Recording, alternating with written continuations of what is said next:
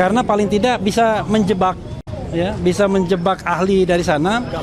Makasih kawan-kawan semua, kita sudah melampaui sidang sebelum kesimpulan. Kesimpulan nggak ada sidang, cuma kita serahkan saja. Jadi bisa dikatakan ini akhir dari sidang pra peradilan. Apakah nanti akan ada pra peradilan yang lain, kita nggak tahu. Tapi yang jelas tadi kita sangat senang, ya, karena paling tidak bisa menjebak, ya, bisa menjebak ahli dari sana. Dalam tanda kutip. Menjebak itu di bagian mana, Bang? Ya, nanti ya kita jelaskan. Jadi gini, perdebatan mengenai KUHP lama dan KUHP baru itu perdebatan yang tidak selesai. Kami dari awal standing mengatakan yang harusnya digunakan adalah KUHP yang baru. Kenapa? Karena proses penyidikan bagi kami itu sudah selesai, yaitu ketika berkas dinyatakan lengkap atau P21. Tindakan setelah itu ada tindakan tambahan untuk misalnya menyerahkan berkas-berkas dan kemudian melimpahkan termasuk juga para tersangka. Itu bukan bagian dari penyidikan lagi menurut kami. Karena bukan bagian penyidikan lagi, maka harusnya menggunakan KUHP yang baru. Ketika kemudian pihak termohon dalam hal ini penyidik Polda Metro Jaya mengatakan menggunakan KUHP yang lama, bagi kami salah. Dan ini didukung oleh fakta yang tidak terbantahkan sesungguhnya, bahwa sebagai contoh adalah surat penangkapan dan surat penahanan. Surat penangkapan dan penahanan mereka yang dikeluarkan oleh penyidik itu menyertakan pasal-pasal dalam KUHP yang baru semua. Bahkan mungkin dalam satu surat penangkapan dan penahanan itu ada kira-kira 7-8 pasal. Memang pasal transisi dicantumkan, tetapi masalahnya adalah dia sama sekali tidak mencantumkan pasal dari KUHP yang lama. Nah, itu artinya dia sendiri mengakui bahwa itu adalah KUHP yang baru sesungguhnya yang harus digunakan. Dan kalau misalnya dia berpandangan bahwa yang harus digunakan KUHP lama, begitu ya pandangan dari Polda Metro dan ahli, maka surat penangkapan dan penahanan itu cacat formil. Yes, clear, cacat formil. Jadi menurut saya majelis hakim harus mempertimbangkan ini, seperti maju kena mundur kena. Menggunakan KUHP baru mereka harusnya kalah, menggunakan KUHP lama mereka harusnya kalah juga. Ya, itu yang paling penting. Dan tambahan fakta lagi adalah ketika pra peradilan ini, ya, pra peradilan ini dilaksanakan, sudah terjadi pelimpahan berkas perkara pokok sesungguhnya. Kalau dalam rezim KUHP yang lama, itu perkara pra peradilannya berhenti. Ini buktinya tidak. Jalan terus. Itu artinya secara sadar hakim pun sudah mempraktikkan KUHP yang lama. Jadi KUHP yang baru itu, KUHP yang lama itu berhenti ketika penyidikan selesai. Itu saja. Penyidikan selesai kapan? Yaitu ketika berkas dinyatakan lengkap atau P21.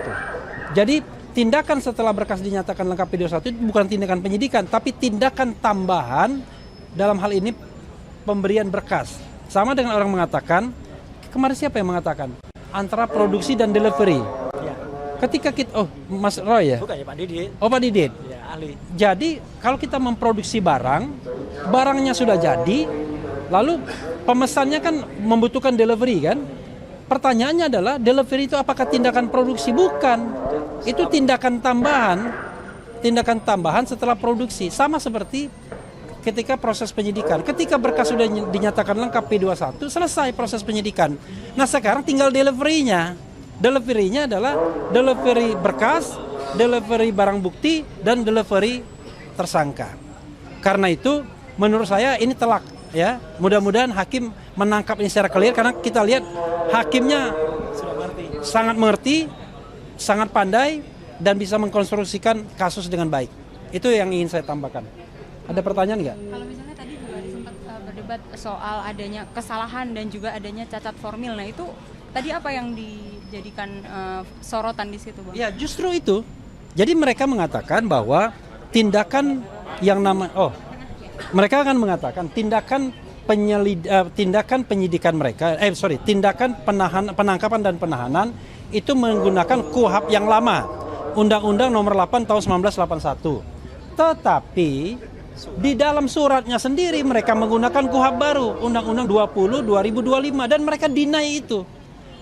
Kalau mereka deny itu, ya kan, mereka mengatakan maksud kami adalah KUHP yang lama, maka surat itu cacat formil.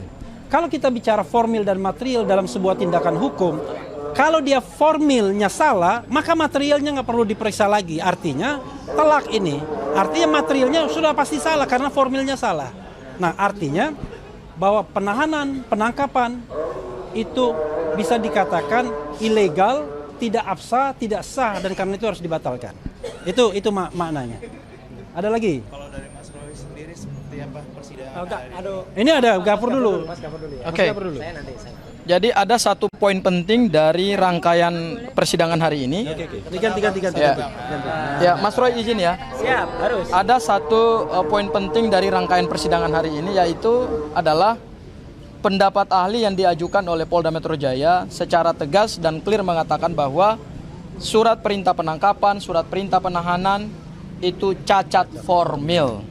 Dan kalau dia cacat formil, maka berdasarkan pasal 77 KUHP lama, yaitu pra-peradilan, maupun pasal 158 KUHP yang baru terkait kewenangan pra-peradilan, maka ketika upaya penangkapan penahanan diterbitkan dengan menggunakan surat yang cacat formil, maka disitulah kewenangan hakim tunggal pra-peradilan untuk menyatakan bahwa upaya paksa berupa penangkapan penahanan tersebut tidak sah.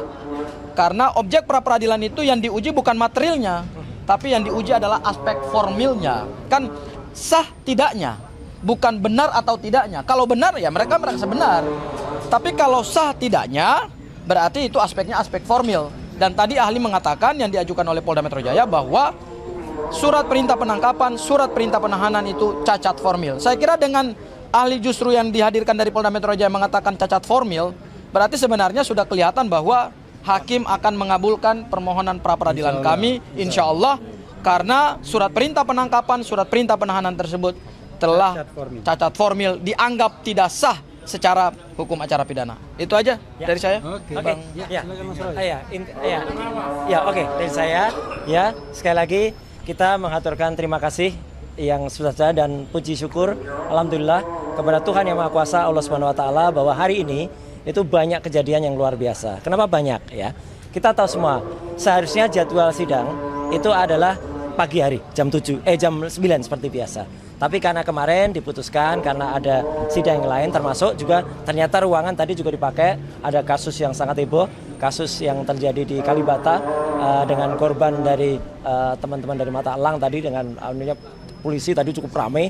Saya yang datang jam 1 di sini tadi, saya sudah balik lagi jam 1, ternyata belum dimulai, baru dimulai setengah 2. Nah itu satu hal yang sangat menguntungkan bagi kami ya, karena saya, Bang Refli, juga Mbak Aya tadi ya, Bu Soraya tadi juga sempat kita memberikan penguatan dan membersamai Dr. Tifausia Tiasuma yang hari ini mendengarkan dakwaan untuk pertama di Pengadilan Negeri Jakarta Timur. Saya tidak akan komentar tentang dakwaannya Dr. Tifa ya, karena itu nanti tugas dari kuasa hukum masing-masing. Tetapi saya sangat senyum mendengar dakwaannya Dr. Tifa. Dan yang kedua adalah ketika di sini saya berkali-kali juga senyum karena ini telak ya. Sebenarnya ini telak ya.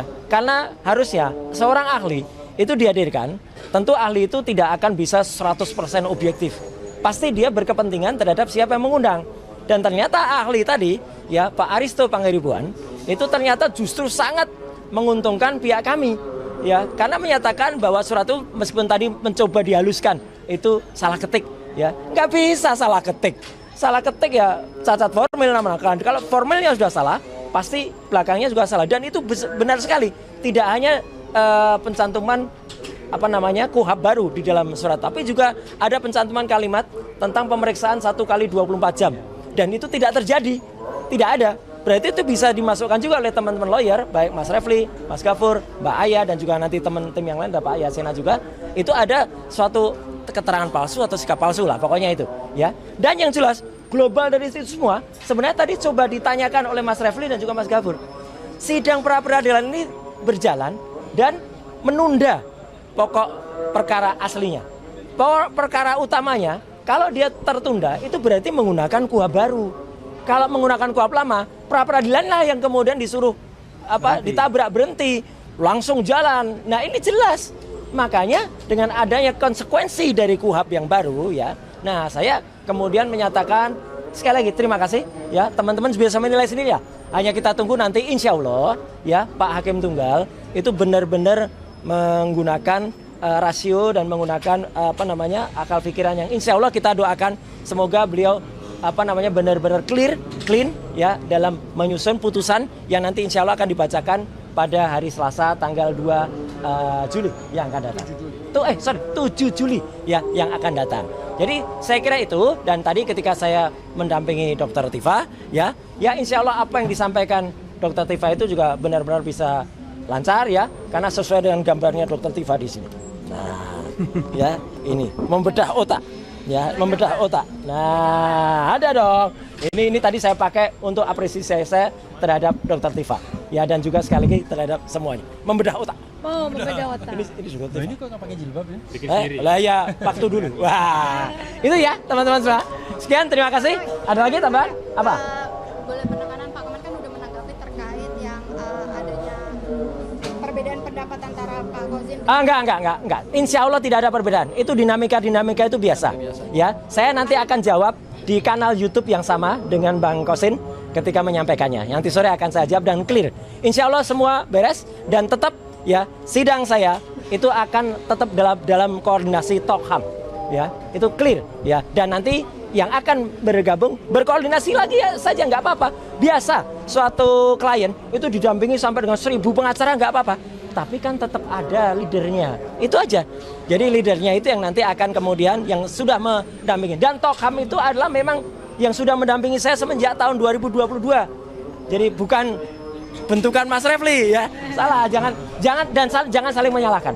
Saya juga berpesan ya, teman-teman di sini tidak usah lah saling menyalahkan. Saling menyalahkan. Enggak ya? Menyalahkan. Jangan menyalahkan kami ya, gitu. Jangan menyalahkan kita. Kalau Jadi saling menyalahkan tuh kan berarti vice double ya? versa. Enggak ada vice versa. Jadi enggak ada apa-apa, itu dinamika biasa. Kalau dalam film G30 SPKI, wah yang sama itu kata Bung Karno, lumrah dalam satu revolusi.